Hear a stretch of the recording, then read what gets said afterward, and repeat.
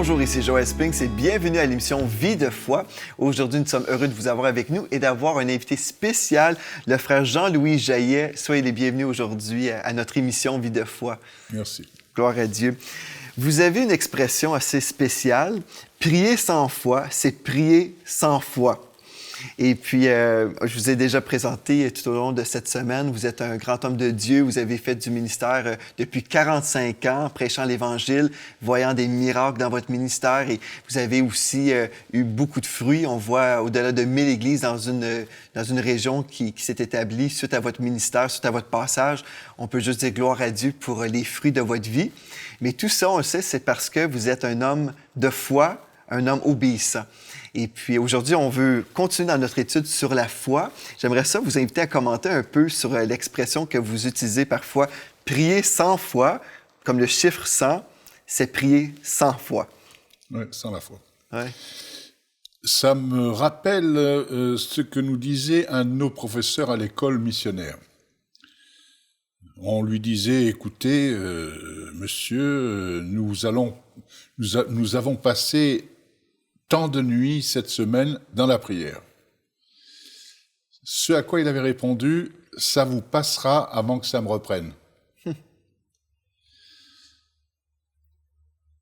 Et je pense qu'il avait raison parce que ces prières, on faisait que demander, quémander. On pleurait devant Dieu, on se lamentait. Beaucoup d'émotions. Beaucoup d'émotions. Mais pour peu de résultats. Beaucoup de commandes, mais peu de livraisons. Je pense que quand je dis prier 100 fois, il faut prier une fois dans la foi. Ça ne veut pas dire qu'on ne puisse pas prier 2 fois, qu'on ne puisse pas prier 3 fois. C'est une façon de parler. Mais je crois que la foi dont nous avons besoin et dont Dieu a besoin se manifeste plus dans l'action de grâce que dans la prière. Parce que prier, n'importe qui est capable de prier. Mais rendre grâce et demeurer dans la grâce jusqu'à l'exaucement, c'est autre chose. Et vous parliez l'autre jour, hier, dans l'émission de la confession de la bouche qui était importante, si tu crois du cœur, si tu confesses de la bouche. Croire du cœur, ça veut signifier beaucoup de choses. C'est que si vous êtes à l'écoute et vous êtes attentif à la vie et aux gens, vous pouvez savoir qui ils sont sans avoir besoin de dons de discernement des esprits ou autres. Parce que la bouche parle de l'abondance du cœur. Voilà. Or, il faut que je croie avec mon cœur, c'est-à-dire qu'il puisse y avoir un jaillissement de notre cœur, que ce soit naturel. Que ce soit pas forcé. Hein? On sent très bien les gens qui forcent. Ah, ta belle-mère est morte. Alléluia, amen, alléluia, amen. Le diable est puissant. Amen. N'est-ce pas que le diable est puissant, dit le prédicateur. Amen. Oui, il est puissant et il demeurera puissant. Oh, je te remercie, Seigneur, pour ta vie, Père. Oh, pour ta vie, Père. Oh, pour ta vie, Père. Merci pour ta vie, Père. Mais ce sont toutes des expressions qui indiquent ce qu'il y a dans le cœur. C'est de l'abondance du cœur que la bouche parle. Et il faut manger la parole et ensuite recevoir par l'Esprit Saint la synthèse sous la forme de rhéma. Et le rhéma, c'est lorsque Dieu nous parle. On peut ouvrir la Bible de la Genèse à l'Apocalypse, Dieu ne nous parlera pas nécessairement, mais il parlera par synthèse lorsqu'on aura médité la parole. Et très souvent, on médite la parole pour les choses qui nous intéressent. Mais quand ça nous interpelle, on laisse de côté. C'est ça. Toute la parole doit être méditée, et le Seigneur orchestre ces synthèses, j'appelle ça des synthèses, pour nous parler par Voilà. Oui, c'est ça. Si on va ensemble dans Marc 11, à la maison, vous pouvez venir avec moi également, dans Marc 11, versets 23 à 24. Ici, je crois vraiment la parole de Dieu confirme ce que vous venez de dire et en fait, vous êtes en accord avec ce que Dieu a dit. Donc, dans Marc 11, versets 23 à 24, nous lisons, « Je vous le dis en vérité, si quelqu'un dit à cette montagne, ôte-toi de là et jette-toi dans la mer. Et s'il ne doute point en son cœur, mais croit ce qu'il dit arrive, il le verra s'accomplir. C'est pourquoi je vous dis, tout ce que vous demanderez en priant, croyez que vous l'avez reçu et vous le verrez s'accomplir. » Mais souvent, on lit ce texte-là, mais on ne met pas en pratique le texte. Mais je relis au verset 24, « C'est pourquoi je vous dis, tout ce que vous demanderez en priant, croyez que vous l'avez reçu. » C'est à quel moment? Est-ce que c'est après la prière ou quand on va voir l'exaucement, finalement, on va y croire? Ou c'est le moment où on fait la requête au Seigneur? Et je pense que c'est ça, quand vous dites prier 100 fois, c'est prier 100 fois. Souvent, on se répète et on s'imagine en multipliant nos paroles, finalement, peut-être Dieu va nous accorder notre désir. Oui.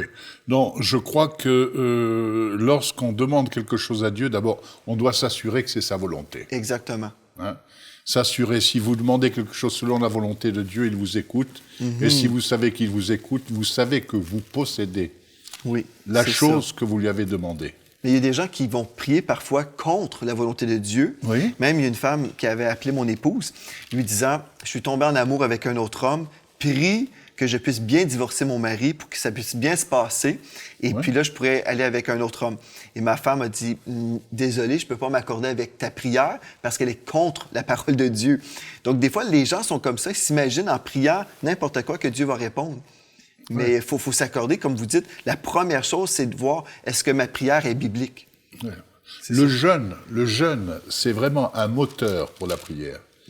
Mais tout dépend de ce qu'on met dans le jeûne. Si on met de bonnes choses, ça accélère les bonnes choses. Si on met de mauvaises choses, on accélère les mauvaises choses. On a eu un cas similaire dans notre famille, enfin pas dans notre famille, parmi nos amis, d'une femme qui voulait vraiment, qui a jeûné pendant des jours et des jours et des jours pour que son mari revienne. Mais elle était prête à le maudire. Prête à le maudire. Et on maudit facilement les gens en disant du mal d'eux. Maudire, c'est dire du mal. Ouais. Et bénir, c'est dire du bien. On peut accélérer. Alors, ça revient aussi au « je suis », Dieu révèle son nom dans le livre de l'Exode à Moïse, il dit « je suis ». Jésus dit « je suis ». Je suis. Donc, le « je suis », c'est notre nom de famille. C'est le nom... c'est le nom de notre père. Je suis. Alors, je suis Jean-Louis Jaillet. Jean-Louis Jaillet est mon prénom. Mais le je suis est un moteur très très fort et il est capable de transformer les choses en bon ou en mauvais. Tout dépend de ce qu'on lui donne à faire. Avec une voiture, on peut rouler à 100 à l'heure et on peut rouler à 200 à l'heure. Et en roulant à 200 à l'heure, on prend de gros risques de se tuer. Et pourtant, les voitures ne sont pas méchantes, ne sont pas mauvaises. Elles sont faites pour nous aider. Donc, c'est ça. Dans ce passage, je pense qu'il faut très vite passer de la prière à l'action de grâce. Oui. L'action de grâce, c'est la manifestation de notre foi. Seigneur, je te remercie. Quand j'étais jeune prédicateur, j'étais dans une église, j'ai prêché dans cette église. Ça faisait 1 an que j'étais dans le ministère. Et je dis au pasteur, je vais revenir au mois d'avril. Ah, il me dit, oui, mais tu sais, notre salle est trop petite, il faut qu'on loue une grande salle. Je lui dis, ne te fais pas de soucis, je viendrai avec mon chapiteau. Il m'a regardé comme ça, en se demandant, il dit, tiens, tu as un chapiteau? Je lui dis, oui, j'ai un chapiteau. J'avais pas de chapiteau. Ah, wow. Au mois de fin janvier, je me dis, je vais aller commander le chapiteau. C'était même pas un chapiteau, c'était une petite tente. Donc je vais chez le fabricant, je commande la petite tente et j'attends l'argent. Seigneur, mais interviens. Je ne recevais pas 1 centime pour ce chapiteau. Et pourtant, je devais payer la facture. Et je voyais l'échéance approcher. Seigneur, je t'en prie, interviens. Je me suis fatigué jusqu'au jour où le Seigneur m'a parlé. Il m'a dit, est-ce que tu crois que je t'ai donné ce chapiteau? J'ai dit oui. Il dit, alors pourquoi est-ce que tu me le demandes? Wow. Vous savez, quand j'ai fait une étude dans le grec pour ce mot-là, le mot reçu, en priant, croyez que vous l'avez reçu. Le mot, c'est lambano. Je ne suis pas un expert en grec, mais je peux m'intéresser pour connaître un peu la signification. Et littéralement, le mot veut dire prendre avec la main. Donc, en priant, croyez que vous l'avez pris avec la main. Donc, si j'ai la tente, le chapiteau, et c'est dans ma possession, donc la réaction, ça devrait être la reconnaissance envers Dieu. Mais si je continue à prier, Seigneur, accorde-moi cette requête, donne-moi la tente ou le chapiteau, donne-moi le chapiteau, finalement, je n'ai pas cru que j'ai reçu au moment de ma prière. Exactement. Donc, finalement, on passe à côté. Plusieurs fois, c'est souvent ça. Donc, Dieu nous appelle à prier, on va prier avec foi, et au moment de notre prière, on va recevoir par la foi. Et même si on ne voit pas la chose dans le monde naturel, on l'a dans le monde spirituel, on l'a reçu. Exactement. Oui. Et à partir du moment où j'ai dit, Seigneur, je te remercie, j'ai vu le chapiteau, rien n'a changé dans mon environnement, sinon que tout à fait par hasard, on s'est retrouvé chez un homme qui était de la famille à Billy Graham, un homme très très riche. Il était malade, on est allé le voir, il était couché, et il me dit, écoutez, moi je peux vous présenter à la reine d'Angleterre, je peux vous présenter à Onassis. Et il me faisait la proposition d'être son pasteur portatif. Wow! C'est la première fois que j'entends ça. Voilà. Alors, je lui ai dit, écoutez, je regrette, mais moi, je n'ai pas cette vocation, je ne peux pas. Alors, il était un peu déçu de ne pas pouvoir m'embaucher dans son entreprise, mais il m'a dit, mais de toute façon, j'ai préparé une enveloppe pour vous, je vous la donne. Et dans l'enveloppe, il y avait l'argent du chapiteau. Gloire à Dieu. Voilà.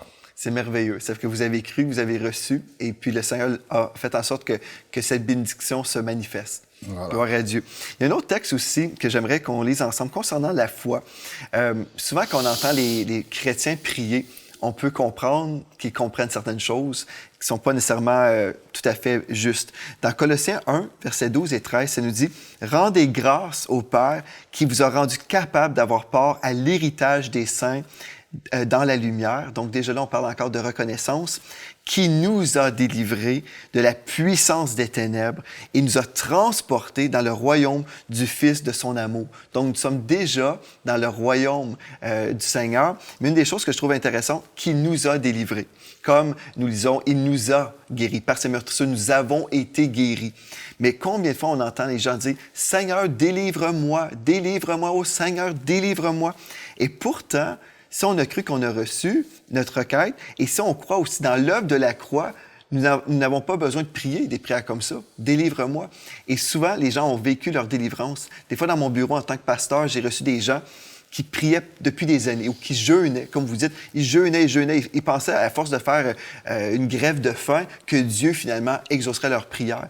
Mais le jeûne, c'est pas une grève de faim, hein, c'est un temps de consécration.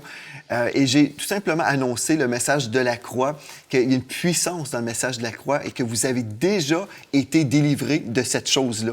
Et puis, c'est merveilleux parce que d'un seul coup, d'un seul instant, les gens sont dans mon bureau et puis là, quelques minutes, ils s'imaginaient être liés par Satan. Et puis, j'ai annoncé, non, vous avez été délivrés. Vous êtes déjà délivrés, mais Satan veut faire à croire que vous êtes liés. Mais Christ vous a affranchis si vous croyez dans l'œuvre de la croix. Et puis, c'est merveilleux de voir les gens libérés. Mais vous, en tant que prédicateur, vous avez voyagé partout à travers la francophonie. Quand vous avez déclaré ça, prier 100 fois, c'est prier 100 fois. Quand vous avez déclaré la parole de Dieu, vous avez certainement vu des gens délivrés par la puissance de Dieu. Oui. Gloire à Dieu pour ça. Mais aujourd'hui, peut-être, on a des amis à la maison qui sont là, qui prient depuis des années, comme on vient d'expliquer ici, qui prient, qui sont dans l'attente, mais finalement, Dieu les appelle à vivre autre chose. C'est important pour tous les sujets de la vie, mais notamment pour nos enfants. Oui. Et plus particulièrement lorsqu'ils sont dans l'adolescence, cet âge un peu difficile à passer, on prie, alors des mères viennent nous voir, « Oh, priez pour mon enfant, il fume du hashish, ma fille, elle sort, elle va danser, ceci, cela, cela. » Et je dis, arrêtez de vous lamenter au sujet de vos enfants. Changez de vitesse. changer de statut, arrêter de demander à Dieu des choses impossibles. Le Seigneur a dit, crois au Seigneur Jésus et tu seras sauvé, toi et toute ta famille. Considérez que cette prière est exaucée et restez dans l'action de grâce concernant vos enfants.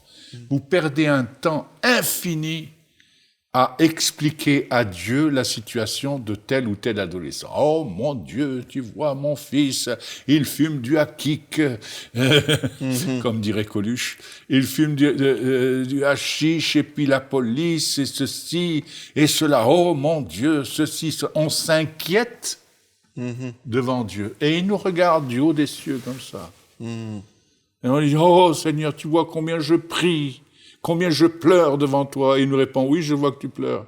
Mais c'est ce que tu cherches. Tu cherches simplement à pleurer. C'est ça. Tu cherches simplement à te lamenter. Tu as une mentalité de mendiant et non pas une mentalité d'enfant de Dieu qui vit dans l'abondance de son Père. C'est ça. Tu n'as pas la mentalité de quelqu'un qui vit dans la lumière. C'est quoi vivre dans la lumière? Vivre dans la lumière, c'est vivre dans la lumière. C'est-à-dire que cette lumière, elle est invisible, mais elle existe de toute façon autour de nous. C'est la lumière du Seigneur. Et c'est dans cette lumière que les anges de Dieu s'activent pour fabriquer les miracles. Mais ils ne peuvent commencer de faire des miracles lorsqu'on leur donne le coup d'envoi. Et le coup d'envoi, c'est l'action de grâce. Vous savez, pendant un temps, moi, je priais. J'allais dans mon bureau et je priais pendant 1 heure. Et puis là, je disais au Seigneur tous mes problèmes. Et je racontais, Seigneur, ceci va mal. Et là, je commençais à vraiment élaborer sur mes problèmes. Et puis finalement, je suis sorti de mon bureau et j'ai dit à mon épouse, j'ai dit, mais je sais pas pourquoi, mais quand je passe du temps avec Dieu, je sors toujours découragé et déprimé. Et puis là, j'ai compris une chose, c'est qu'en fait, j'étais pas vraiment en train de prier, j'étais en train de me plaindre. Et puis Dieu m'a enseigné comment prier. Au lieu de prier le problème pendant 1 heure, j'ai commencé à prier la solution et louer Dieu. Donc, j'ai certainement présenté mes besoins au Seigneur, mais après, j'ai cru que j'avais reçu. Et là, j'ai commencé à louer Dieu pour les exaucements. Et c'est là où ma vie de prière a changé. Parce que là, j'ai commencé à vivre autre chose. On vit la présence de Dieu aussi, parce que quand on est dans la louange, l'adoration, la présence de Dieu descend, c'est merveilleux. Et vous savez, souvent, moi, ce que j'ai vu dans le corps de Christ, les gens sont là, ils donnent leurs besoins à Dieu, mais pas longtemps après, ils ne voient pas la manifestation tout de suite, donc ils reprennent le besoin. Et puis là, ils se mettent à vivre de l'inquiétude, ils se mettent à vivre toutes sortes d'émotions finalement.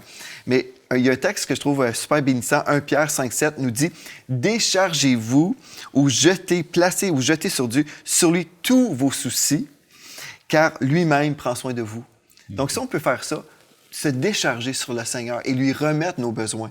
Mais souvent, on les reprend. Et puis on dit non, Seigneur, agis pas assez rapidement, je vais reprendre ces soucis-là.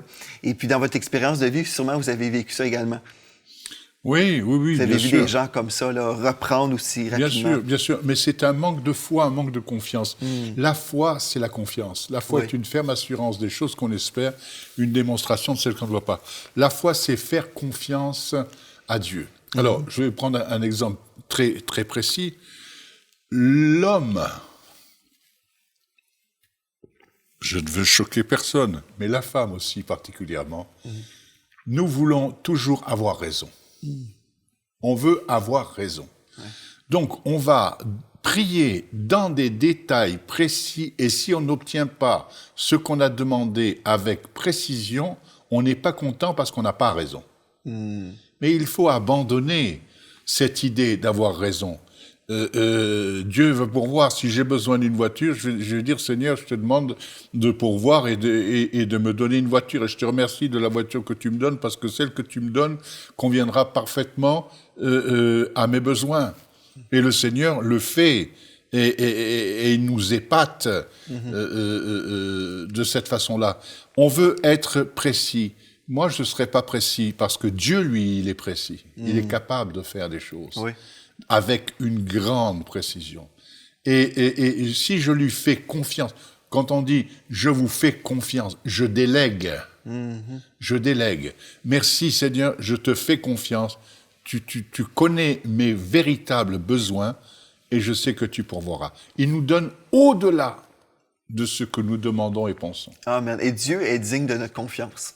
Oui. Il est digne. Je pense souvent, pourquoi on reprend nos choses, c'est parce que finalement, on manque de confiance, comme vous dites, on n'est pas dans la foi, et puis on doute souvent, Dieu peut-être est trop occupé pour moi, ou peut-être je suis pas assez bon, je mérite pas ceci, ou je mérite pas cela. Ou alors il est parti en vacances, ou il fait autre chose, et il n'est pas capable de répondre à mon besoin. Dieu nous montre un grand plan, et nous, on vient avec nos petits plans. Parce que les petits plans, on a besoin d'avoir la main mise dessus.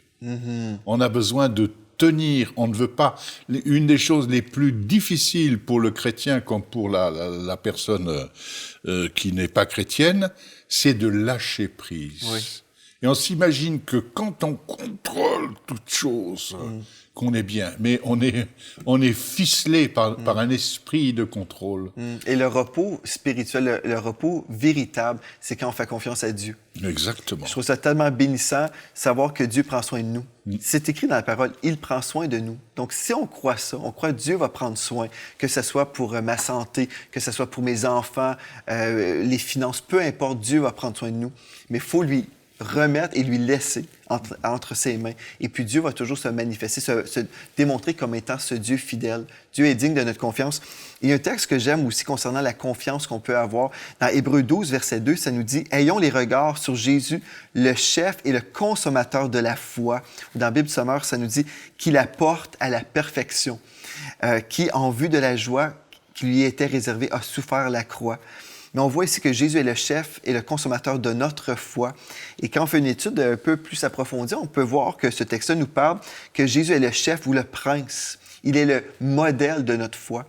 Donc, il mérite notre confiance. On ne devrait jamais perdre espoir et dire « Ah non, Dieu ne me répondra pas », mais Dieu est fidèle. Jésus est le chef de notre foi et consommateur en anglais. Moi, j'ai beaucoup étudié la parole de Dieu en anglais parce que j'ai toujours fait mes études dans le monde anglophone, à l'école anglaise, tout ça. Et j'entendais « the finisher of our faith », celui qui accomplit notre foi. Mais si on étudie en français, ça dit « celui qui achève, qui perfectionne », quelqu'un qui a élevé sa foi à la perfection dans sa propre personne et qui est ainsi le meilleur exemple de foi. Et certainement, Jésus est notre modèle parfait de foi et il mérite notre foi également. Et puis vous, à travers les années, vous avez certainement demandé au Seigneur des requêtes très précises dans votre vie, dans le ministère, dans votre famille. Et puis Dieu s'est toujours montré fidèle, n'est-ce pas? Oui. Oui, vous savez un Dieu qui est fidèle. Je reviens à consommateur. Alors moi, je ne suis pas un théologien. C'est tout à fait clair. Je suis simplement un évangéliste. Et en France, on dit que les évangélistes sont les Marseillais, parce qu'ils exagèrent tout, comme on dirait aux États-Unis, les Texans. Je prends le mot consommateur à un autre niveau. C'est pas du tout théologique ce que je vais dire. Mais consommateur, c'est-à-dire il consomme ma foi.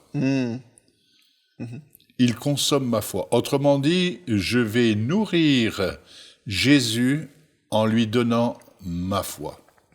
Alors ça, c'est une idée qui n'a rien de théologique, mais qui peut aussi être intéressante. Oui. Au ciel, on obtient ce qu'on veut si on a les moyens de payer. Et on a les moyens de payer que si on a une foi active. Dire « Seigneur, je te fais totalement confiance, je te remercie, Amen ». On n'a pas besoin de faire de longues prières. Je te remercie, Amen. On va donner des ordres aux anges qui sont à notre service et qui travaillent dans le rayon de lumière autour de nous pour faire ce dont nous avons besoin. Amen. Et ça, c'est une réalité aussi. Des fois, les chrétiens ne réalisent pas que les anges sont à l'écoute de nos prières. Et puis, je ne partage pas ça très souvent, mais en 2004, j'ai eu une visitation qui a changé ma vie concernant le ministère pour la francophonie. Parce qu'autrefois, j'étais dans le milieu anglophone. Et puis, dans cette visitation-là, j'ai entendu, en fait, j'ai vu 2 anges qui m'ont dit en anglais « Give us words to work with ». Donne-nous des paroles avec quoi travailler. Et puis, à l'époque, j'étais là, saisi par l'esprit. Et puis, je me demandais « Mais qu'est-ce que ça veut dire au juste ?» Et puis, là, j'ai compris finalement que je devais confesser, déclarer la parole de Dieu. Et c'est alors où la présence de Dieu a augmenté sur ma vie. Mais j'ai eu la révélation que nos paroles, vraiment, avaient un impact immense. Et puis souvent, on entend des prédications sur la confession, tout ça, c'est merveilleux. Mais quand on a cette révélation-là que les anges attendent littéralement nos décrets de foi. Oui. Mais on peut toujours déclarer des choses négatives ou notre réalité, mais les anges ne sont pas relâchés à agir à ce moment-là. On peut dire, je suis malade, je suis pauvre, mes enfants s'en vont dans une mauvaise direction. Mais si on commence à dire, il est écrit, Seigneur, tu as dit, et je déclare ça sur mes finances, je déclare ça sur mon corps malade, je déclare la parole de Dieu. Là, les anges sont relâchés. Et puis, c'est biblique aussi, en fait. Ce que je vous dis, c'est dans le psaume 103, que vous connaissez certainement. Bénissez l'Éternel, vous, ses anges, qui êtes puissants en force et qui exécutez ses ordres en obéissant à la voix de sa parole. Et c'est une chose qu'on peut faire. On comprend certainement Dieu parle et les anges agissent, mais on peut également avoir la parole de Dieu dans nos bouches, et puis les anges écoutent, entendent, et puis ils se mettent à l'œuvre. Ouais. Vous avez vécu ça, et c'est pour ça, sûrement, vous avez vu tellement de miracles et de grandes choses partout à travers la francophonie dans votre ministère. Oui, mais il y a beaucoup de choses que je n'ai pas compris. Par exemple, au sujet de la foi, nous sommes à la 3e journée d'émission. Oui. J'ai rien compris. Ça fait 45 ans que je prie pour les malades, je n'ai pas compris comment le Seigneur fait. Mais je me dis, mais est-ce que c'est important que je comprenne? C'est pas important que je comprenne. J'ai pas besoin d'exploiter cette compréhension et d'en faire un truc, d'en faire un mode d'emploi. Dieu est capable de faire, et c'est ce qui me permet de rester dans sa dépendance. C'est ça. Dieu a des plans à long terme, parce qu'il voit sur le long terme pour nous, et il peut agir. Mais c'est vrai que je suis avec vous à 200% concernant ce passage au sujet des anges. Les anges sont à l'œuvre et sont à notre service, selon l'Épître aux Hébreux au chapitre 1er. Et ce sont des esprits qui sont à notre service et qui vont agir dans la lumière qui nous entoure. Et les mauvais anges existent aussi. Existent aussi. Mais souvent, on a mis plus d'accent sur les mauvais esprits que sur les anges de Dieu qui sont à notre service. Ouais. Et gloire à Dieu. En tout cas, je suis vraiment béni de vous entendre partager aussi là-dessus, parce que des fois, on veut des formules, des principes, tout ça, oubliant que finalement, la foi, là, c'est quelque chose qu'on vit. C'est vraiment, on place notre confiance en Dieu. Et une des choses que le Seigneur m'a enseigné, quand j'ai été déçu, j'avais prié, j'avais été déçu, et puis le Seigneur m'a dit, est-ce que ton cerveau est ton Dieu? Est-ce que tu es obligé de tout comprendre? Et je pleurais.